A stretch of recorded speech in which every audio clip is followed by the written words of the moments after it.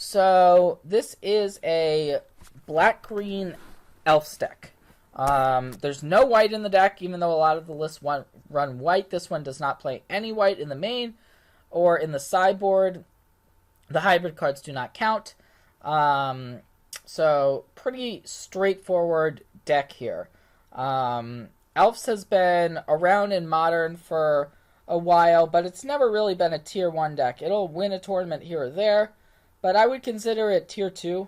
And at the moment, that's, Tier 2 is about what to expect from this deck. You might face it every once in a while, but it's pretty good against the grindy decks of the format and not quite as good against some of the super fast combo decks. So it can be a bit of a metagame call choosing to play the deck for sure. But the deck also has some nut draws, some fast draws, and you can beat any deck for sure.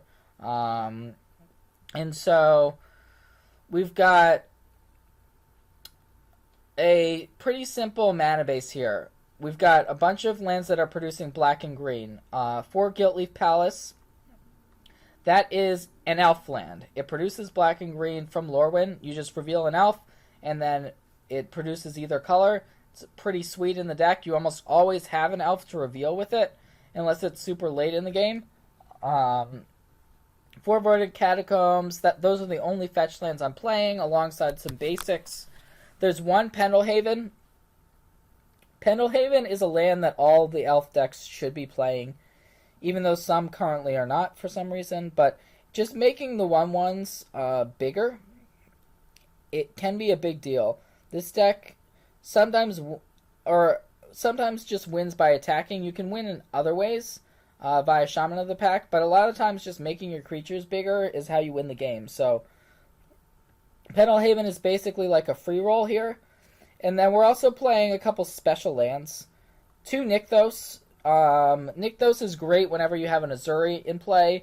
It can help you activate it once or even twice. And producing a bunch of mana. There's ways this deck can use excess mana, and Nykthos gives you that excess mana once you've got a bunch of creatures in play already.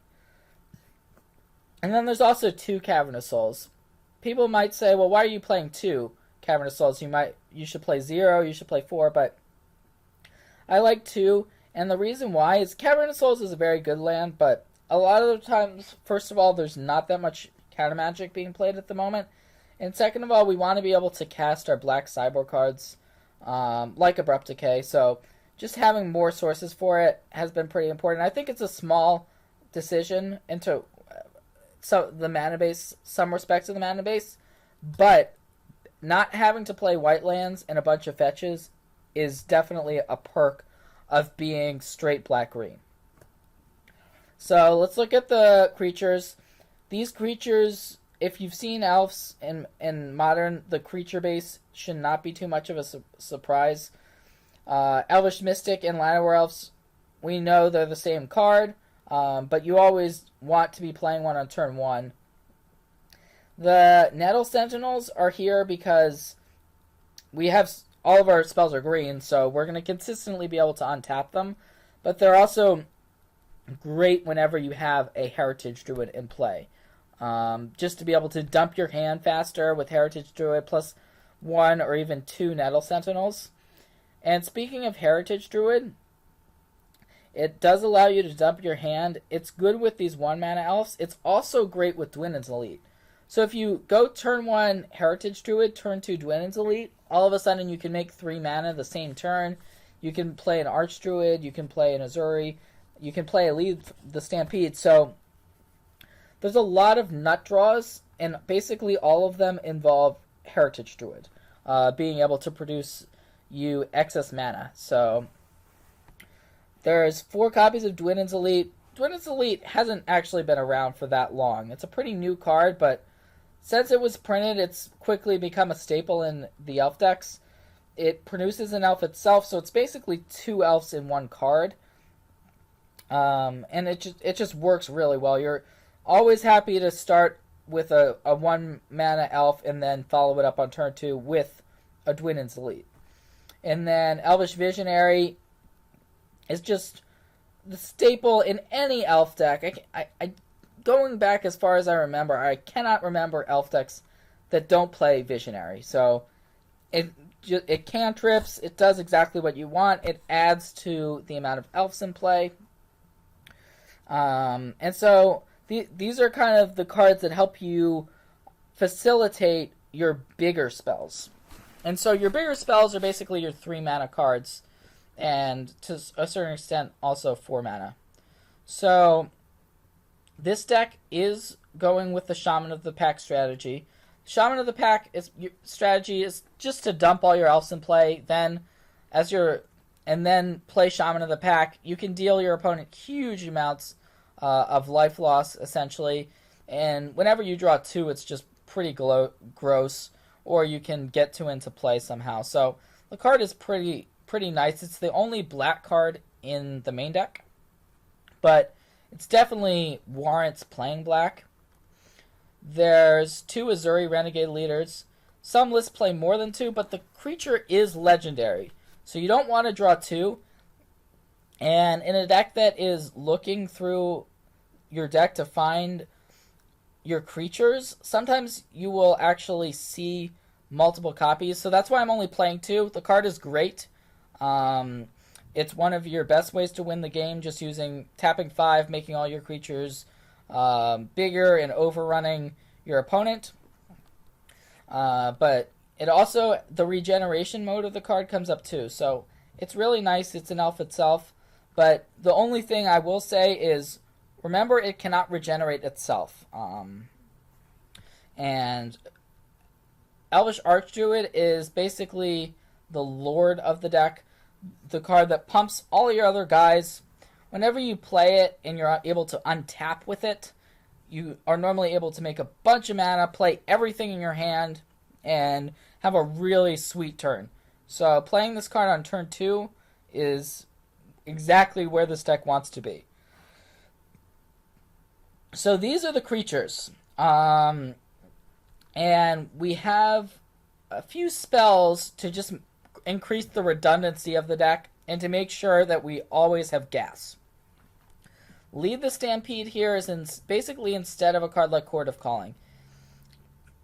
Being able to cast Lead the Stampede and put a bunch of creatures in your hand, it happens a reasonable amount.